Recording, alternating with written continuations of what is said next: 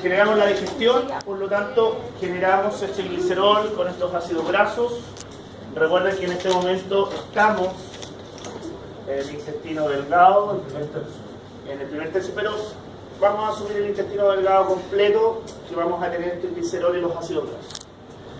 El glicerol va a pasar directamente a la sangre. Es una molécula pequeña, es una molécula polar, por lo tanto fácilmente puede pasar desde el lumen del intestino hacia la sangre y se va a transportar por la sangre de forma bastante fácil y simple. En el caso de los ácidos grasos, al hígado. En el caso de los ácidos grasos, nosotros tenemos tres mecanismos de transporte de los ácidos grasos desde el intestino delgado hacia el cuerpo por la sangre. Podemos transportarlos como ácidos grasos libres, AGL, ácidos grasos libres, es decir, generalmente cuando los ácidos grasos son de muy bajo peso molecular, pasan directamente a la sangre y pueden ser transportados por la sangre sin ningún tipo de ayuda. La segunda opción es que los ácidos grasos se transporten asociados a albúmina. Proteína del huevo. Sí. Asociados a albúmina, es decir, los ácidos grasos se unen a la proteína albúmina de la sangre y pueden ser transportados por la albúmina de la sangre hacia los distintos tejidos. Pero estos dos son minoritarios, son mecanismos de transporte que no son el más importante. El más importante es lo que se llama la formación de kilomicrones. Voy a colocar un más para que quede claro que es el más importante. ¿Qué es la formación de kilomicrones? ¿Qué es lo que es el kilomicrón? El kilomicrón es básicamente un paquete. Pues tiene el mismo formato de un paquete. Lo que voy a tener acá es una proteína transportadora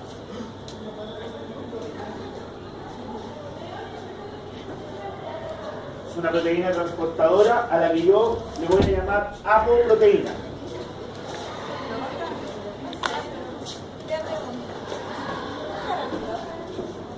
Le vamos a llamar apoproteína. Esta apoproteína, o a esta apoproteína le vamos a unir ácidos grasos, algunos triglicéridos que no fueron degradados, y aparte le vamos a unir colesterol. Dígame. Es que me distraje. ¿De dónde sale la proteína? Estoy explicando qué es lo que es un kilomicrón. El kilomicrón es básicamente una proteína transportadora a la que yo le voy a unir a esta proteína transportadora ácidos grasos, triacilglicerolos, triglicéridos y colesterol. Con todo esto yo formo el kilomicrón. Este es el mismo efecto de un paquete. Para mandar un paquete, ¿qué necesito? Pero para mandar un paquete, si yo digo voy a mandar un paquete a Valparaíso, un medio de transporte que vendría siendo la sangre, ¿qué más? ¿Cómo no saben mandar un paquete? ¿Qué necesito? El producto. El producto que voy a mandar. ¿Qué necesito mandar? Ácido graso, triacilgliceroles y colesterol. ¿Y qué necesito además?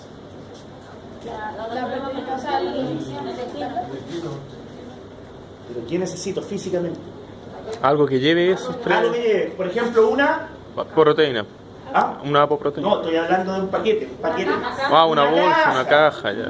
¿Cómo van a estar tan mal, muchachos?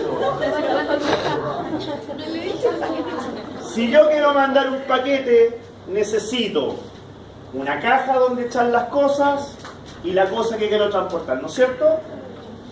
¿Quién es la caja? La proteína transportadora. ¿Qué voy a transportar? ¿Qué es el contenido de la caja? Ácidos grasos, triacilgliceroles y colesterol. Todo eso yo lo junto y se llama un kilomicrón. Como decía Ruby, necesito un mecanismo de transporte. ¿Cuál es ese mecanismo de transporte? La sangre. La sangre. ¿Ok? Ya, este mecanismo de transporte, o estos kilomicrones, son el principal medio de transporte de los ácidos grasos. Ahora, ¿hacia dónde voy a mandar todo esto que tengo acá? Me voy a centrar ahora en los kilomicrones porque es el principal mecanismo de transporte. Los kilomicrones van a ir a dos tejidos específicos. Al músculo esquelético. Tejido adiposo. Tejido adiposo. Y obviamente si yo lo mando a tejido adiposo, la función es guardar. O sea, yo aquí voy a guardar ácidos grasos, triacilgliceroles y colesterol en el tejido adiposo. Y el segundo órgano de destino es el hígado. Es el hígado. Es decir, estos kilomicrones van a ir desde la sangre hacia el hígado. Y en el hígado yo voy a desarmar este paquete, es decir, voy a liberar los ácidos grasos, triacilgliceroles y colesterol, pero voy a formar un nuevo paquete para mandarlo a otro lado. Esas van a ser las llamadas proteínas. Son las llamadas lipoproteínas. Las lipoproteínas es lo que ustedes conocen normalmente como Carnitina. colesterol. Es lo que ustedes conocen como colesterol. Cuando ustedes se miden el colesterol, en realidad no se están midiendo colesterol. Lo que se están midiendo son lipoproteínas. Ahora, estas lipoproteínas van a tener una conformación similar a los kilomicrones, pero van a tener una diferencia principal. Nuevamente vamos a tener una proteína de transporte, a la que le vamos a adicionar en este caso ácidos grasos y colesterol. Le vamos a adicionar ácidos grasos y colesterol. Pero la cantidad de ácidos grasos y la cantidad de colesterol van a ser variables. Van a ser variables. Como van a ser variables, nosotros no vamos a tener un tipo de lipoproteína, sino que vamos a tener, hay varias más, pero ustedes conocen 3 tipos de lipoproteína. Ustedes conocen la HDL, LDL y VLDL. ¿Qué es lo que ustedes conocen como el colesterol bueno, el colesterol malo y el colesterol muy malo? Pero desde el punto de vista práctico, lo que tenemos acá son diferencias de densidad. Tenemos diferencias de densidad. Ahora, y aquí viene lo importante. El HDL, que es el más denso, tiene mayor cantidad de colesterol y menor cantidad de ácidos grasos. Y desde el punto de vista de la salud humana y mamífera, principalmente, mientras más colesterol pueda transportar mediante una lipoproteína, mejor es el estado de salud de la persona o del animal. No entendí. Lo que estoy diciendo es que este que está acá, dicho de otra forma, es el llamado colesterol bueno. ¿Por qué es el colesterol bueno? Porque ese colesterol bueno lo que hace es transportar una gran cantidad de colesterol. Los problemas de salud, tanto a nivel de mamífero como a nivel humano, es que si el colesterol se transporta libre por la sangre, es dañino para la sangre. Entonces, mientras mayor cantidad de esta lipoproteína de HDL yo tenga, menor cantidad de colesterol circulante libre tengo en la sangre. Y por lo tanto mi salud va a ser mejor. Por el otro lado, tenemos el VLDL, que es el muy liviano, que obviamente es el menos denso. En este caso, la cantidad se invierte. Es decir, aquí yo voy a tener una baja cantidad de colesterol y una alta cantidad de ácidos grasos. Ahora, ¿de qué depende? ¿De qué depende? Básicamente, si yo tengo más HDL o menos HDL o más VLDL o menos VLDL, depende de dos parámetros. Primero la alimentación y segundo la genética. Primero la alimentación, que es la principal, y después la genética. Y vamos a poner como ejemplo a nosotros, los chilenos. Los chilenos tenemos problemas cardiovasculares porque genéticamente, por el llamado gen mapuche, no tengo nada contra los mapuches, pero por el llamado gen mapuche, nosotros no podemos generar una gran cantidad de HDL. Cosa que no tienen los alemanes. ¿Han se fijado en la dieta alemana? Salchicha, cerdo, embutido, cerveza. Sin embargo, son uno de los pueblos con menor cantidad de problemas cardiovasculares. Y no es por la dieta, sino que es por la genética. Entonces nosotros, estamos en el otro lado del mundo, que tenemos una genética distinta, generamos poca cantidad de colesterol HDL. Entonces nosotros tenemos la misma dieta y nos enfermamos más. Ya, ¿cuál es la función de estas lipoproteínas? La función de estas lipoproteínas, HDL, LDL y VLDL, es transportar los ácidos grasos y el colesterol a distintos tejidos. Eso es lo importante.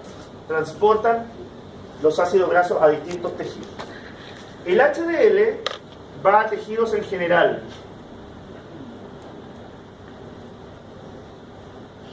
Tejidos en general. Cualquier tejido. El corazón necesita HDL. Los pulmones necesitan HDL. Los riñones necesitan HDL. Tejidos en general. El LDL principalmente va a músculo.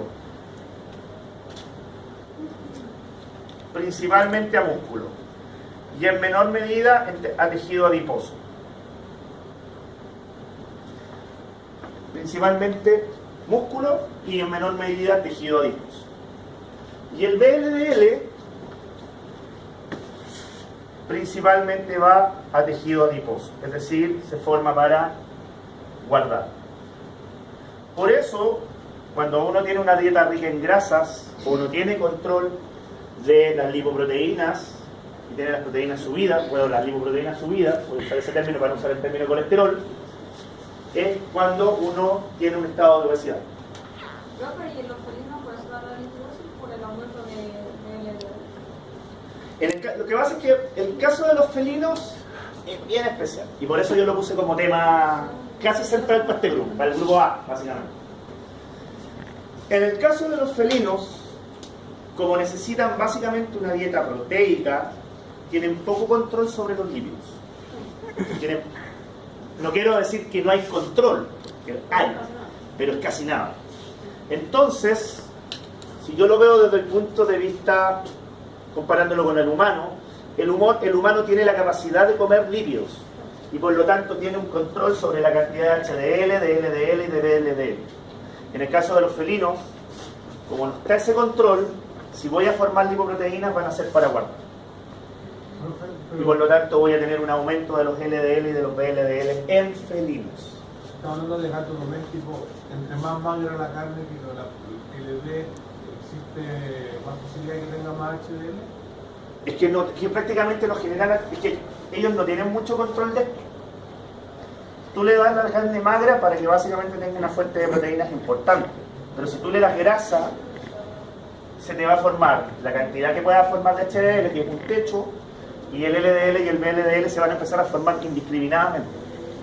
Entonces, el concepto de darle carne magra a un felino es básicamente para que tú impidas la formación de esto, más que para la formación de esto. Son dos conceptos con que uno generalmente ve los temas nutricionales en animales.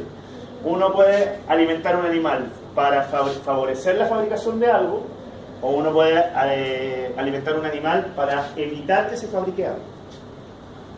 En el caso del grupo A, que tú básicamente estuvo más orientado a gato o a felino, la idea era que ustedes tuvieran cuidado, porque ustedes lo que tienen que hacer es impedir que se formen cosas más que favorecer que se formen otras, que es una dinámica que ustedes van a tener que manejar. Ustedes recuerden que van a tratar con gente que lo único que sabe del gato es que se llama misifos. ¿No es cierto? Eso es lo máximo que él va a saber del gato. Y que es capaz de comer cachao. Eso es todo. Entonces ustedes tienen que ser capaces de decirle a esa persona, oiga, no le vaya a dar mantequilla al gato, no le vaya a dar una bebida azucarada al gato, Por favor. pan, huevo, muy bien. Uy, mi gato viene de todo. Ya. ¿Estamos claros entonces, muchachos, con esto? Ya. Esto es básicamente el sistema de transporte de los lípidos desde la digestión hasta que llega a los tejidos en general. Yo necesito que me avisen a las 11, ¿qué es? 11:21. A las 11:35, 11:40, avísenme porque tenemos que tratar varios temas previos. Entonces, 11:40 máximo, terminamos lo mismo. Ya, entonces, vamos a pasar, dentro también del metabolismo de lípidos, las rutas metabólicas que están asociadas.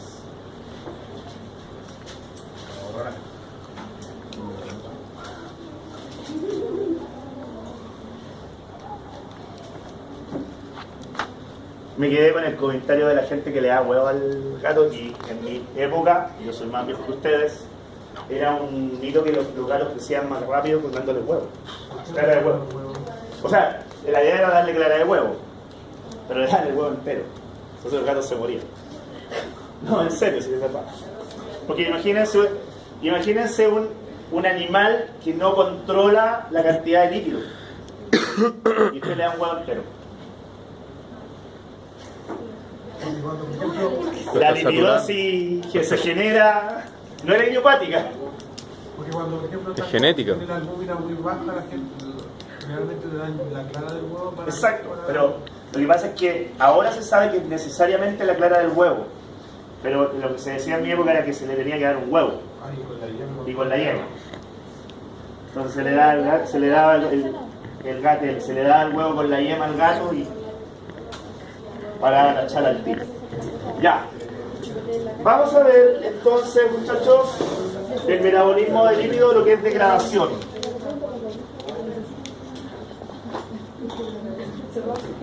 Degradación. También le vamos a llamar lipólisis. Lipólisis. Ya. Para la degradación vamos a partir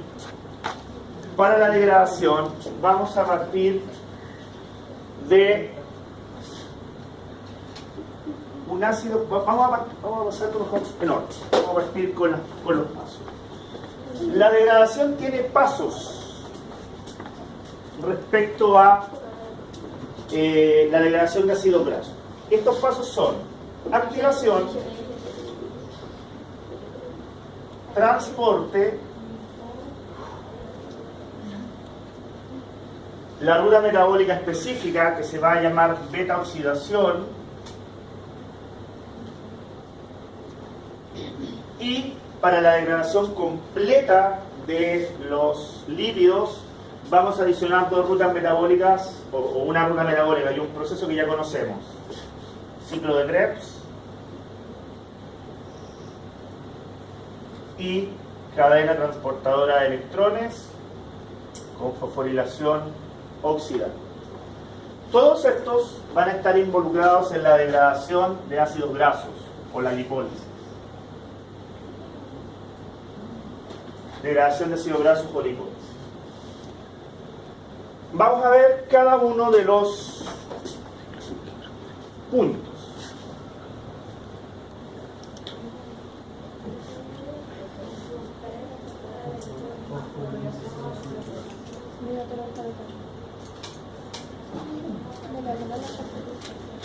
Ya, en el caso de la activación, que es el primer paso, lo que vamos a realizar es que vamos a tener un ácido graso,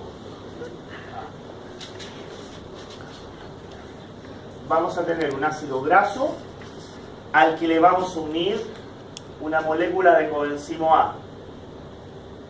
Vamos a unirle una molécula de coenzimo A. Y vamos a generar el ácido graso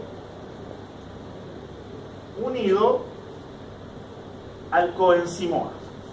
Pero esto va a recibir el nombre de acilcoenzimo A. Ese va a ser el nombre que va a recibir. Pero un acilcoenzimo A es simplemente un ácido graso al cual se le une un grupo de coenzimo A. No se confundan con los nombres porque de repente se confunden, pero simplemente eso. Acilcoenzimo A es el ácido graso que tiene unido un grupo de coenzimo A. Para este proceso, nosotros vamos a gastar 2 ATPs. Solo para ese proceso. Independiente del ácido graso, nosotros podemos tener cualquier ácido graso de cualquier tipo, pero para la activación siempre vamos a gastar 2 ATPs. Ese es simplemente el paso de activación. Y una cosa que se me dio olvidado. La activación sucede en el citoplasma. La activación sucede en el citoplasma. El segundo paso es el transporte. ¿Qué significa el transporte? Significa que yo voy a pasar el acilcoenzimo A desde el citoplasma hacia la mitocondria. Es decir, eso es básicamente, estoy haciendo un resumen antes de pasarlo. Lo que yo quiero hacer es que tengo el acilcoenzimo A en el citoplasma y lo voy a transportar ahora hacia dentro de la mitocondria. Para esto voy a usar un derivado de aminoácido que se llama carnitina.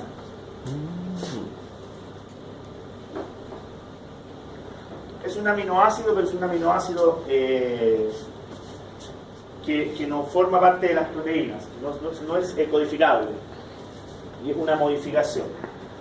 ¿Qué es lo que vamos a hacer? Lo que vamos a hacer acá es un sistema, un canal, vamos a colocar ahí canal. Esta es la membrana interna de la mitocondria y lo que yo voy a hacer es lo siguiente. Tengo el acilcoenzimo A, este viene del citoplasma, y lo voy a unir a la carnitina.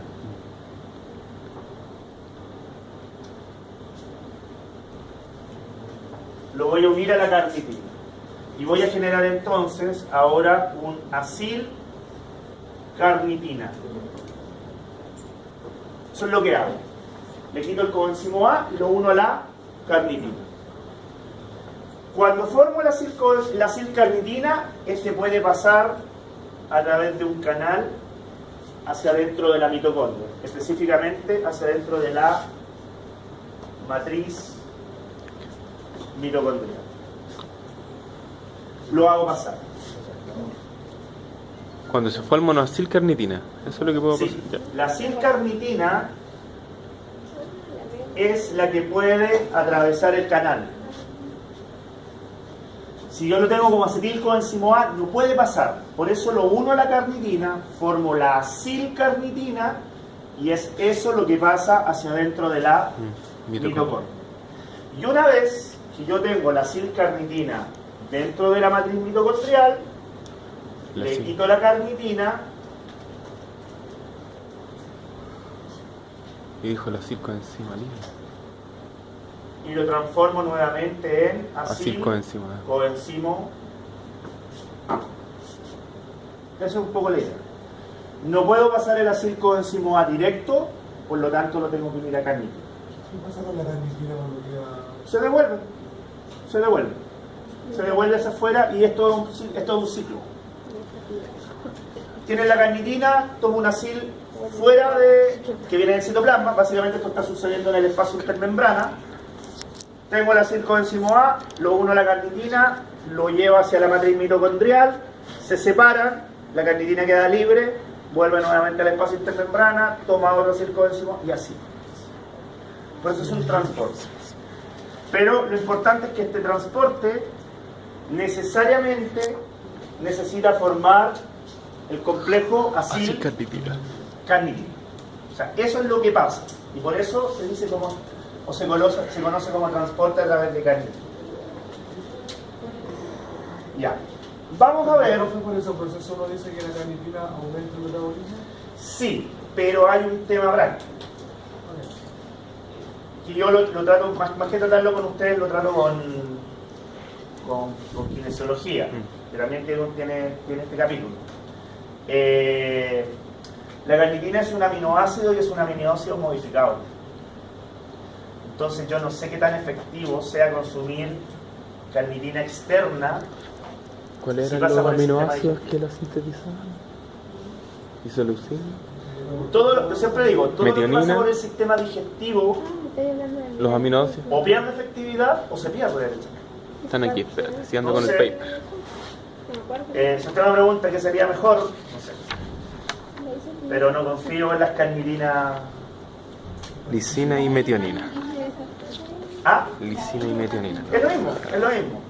De hecho, el ser un aminoácido, bueno, esto ya volviendo al primer capítulo, el ser un aminoácido tiene estereoquímica. La que sirve, la que podría servir es la L-carnitina. Y si nos dan una mezcla racémica, una mezcla racémica de 50D, 50L, claro, es que ahí es donde está todo el tema. O sea, aparte del tema del que se vende racémico, es efectivo, logra la carnitina pasar el sistema digestivo, nadie ha comprobado eso. Entonces utilizan un concepto celular en un alimento que tiene que pasar por un sistema. ¿Qué tan efectivo es? Ustedes van a ver lo mismo aquí. Les va a llegar el vendedor de el potenciador cárneo para vacas holandesas. Y les van a decir, ¿sabe qué? Usted se lo da a las vacas oralmente, pero es una hormona de tipo esteroidal, pero le va a hacer efecto. Y usted como médico va a decir, pero si uno es menos esteroidal, ¿y por qué no se puede inyectar oral si se pierde por el sistema digestivo porque es insoluble? O las vacas no tienen la enzima determinada para poder modificarlo y pasarlo a la sangre. Donde uno está acá para aprender. Como decía mi santa madre, uno estudia para que no la hagan huevo. Ya, sigamos. 3. Tercero, beta oxidación. Esta es la ruta metabólica. Más importante. Esta es la ruta metabólica importante. La beta oxidación tiene algunos componentes, o sea, tiene algunas características. Yo voy a pasarla en forma general, pero tiene algunos componentes que son importantes. Primer componente importante, sucede en la matriz mitocondrial.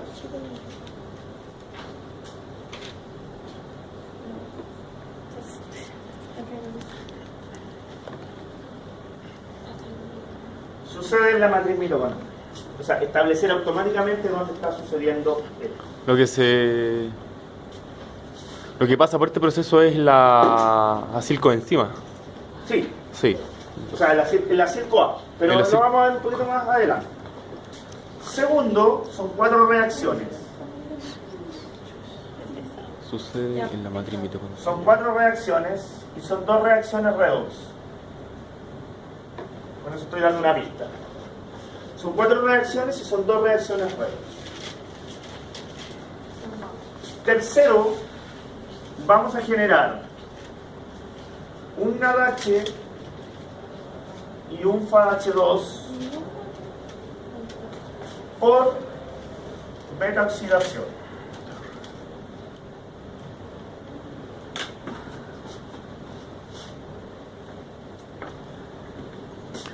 Y la última característica es que es un proceso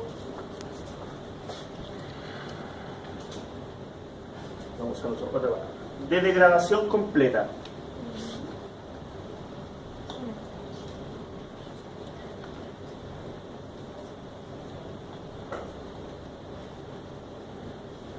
Es un proceso de degradación completa. ¿Qué significa que sea un proceso de degradación completa? Significa que si yo tomo una acilcoenzimo A y entra en beta oxidación, se tiene que degradar hasta el final. O sea, nosotros no vamos a tener acá degradaciones parciales, sino que tenemos que terminar la beta oxidación. Ahora, ¿qué es la beta oxidación? La beta oxidación es simplemente, gracias a estas 4 reacciones, Descarboxilar. la transformación del acilcoenzimo A, es decir, del ácido graso unido a la coenzima A, en unidades de 2 carbonos, que van a ser los acetilcoenzimo A, que tiene 2 carbonos. Y lo voy a mostrar de la siguiente forma.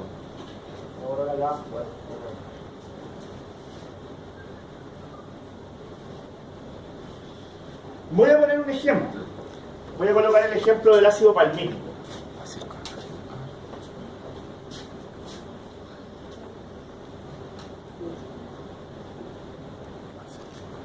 Que tiene 16 carbonos.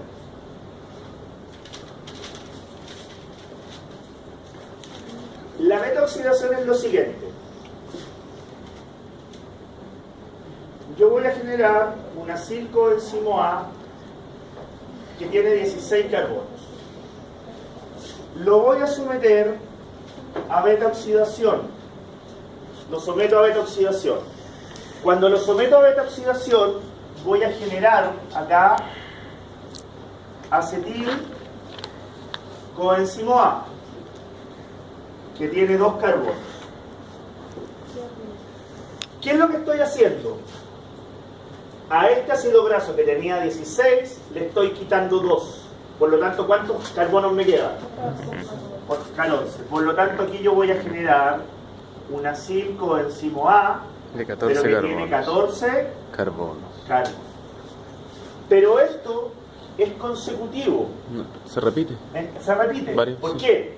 Y se repite hasta el final. ¿Por qué? Porque yo tengo que lograr una degradación Completo. completa. Entonces, ¿qué es lo que voy a tener? Si hago un esquema. Voy a tener mi ácido graso que tiene 16 carbonos. Le voy a generar una beta oxidación. Voy a generar mi acetilcoenzimo A que tiene 2 carbonos. Y voy a generar un ácido graso De de 14 carbonos. 14. ¿Sigo? Sí. Sí. Genero una nueva beta oxidación. Nuevamente genero Un un acetilcoenzimo. acetilcoenzimo A que tiene 2 carbonos. Y ahora genero una Un ácido estructura graso de de 12 carbonos. 12. ¿Sigo? Sí. Sí. Si tengo que seguir hasta que termine. Nuevamente, beta oxidación. Libero un acetilcoenzimo A de 2 carbonos y genero una estructura de 10 10. carbonos. ¿Continúo? Sí. Por supuesto. Beta oxidación, acetil. Déjame terminar esto. Genera una estructura de 8. Este sigue para el lado. Nuevamente, beta oxidación, estructura de 2 carbonos, 6. Beta oxidación, estructura de 2 carbonos, C4. Y cuando llego a C4, ¿hago una Queda nueva acá. beta oxidación? Sí. Sí. Sí, po. Sí, tienen que quedar en. Genera una beta oxidación, pero en este caso genero 2 estructuras de 2 carbonos. Porque 4 dividido por 2 es 2. Así funciona el sistema de Beta oxidación. beta oxidación. Es decir, Yo tomo una acilcoenzimo A que tiene una cantidad de carbono, genero la estructura de 2 carbonos acetilcoenzimo A que queda liberada y genero una acilcoenzimo A de 14 carbonos. ¿Es una de las 4 reacciones estas? Lo que pasa es que por cada vez que yo coloco beta oxidación, son esas 4 reacciones. No voy a pasar las 4 reacciones porque en realidad no me interesa que se aprendan eso. Pero sí me interesa que se aprendan esto. Y las 2 redoxas son las 4. Claro, ahora, por cada beta oxidación, yo voy a generar un NADH y un FADH2.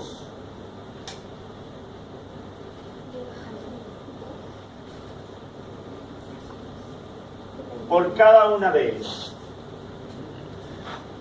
Vamos a quedar, tenemos la hora, ¿cierto? Sí, pero sí. Ya, vamos a quedar hasta aquí. Vamos a tomar la decisión. Próxima clase voy a explicar cómo hacer conteo, cómo hacer balance y terminamos con un tema que es cetogénesis y cetólisis, que son temas cortos. Ya, eso. Ya.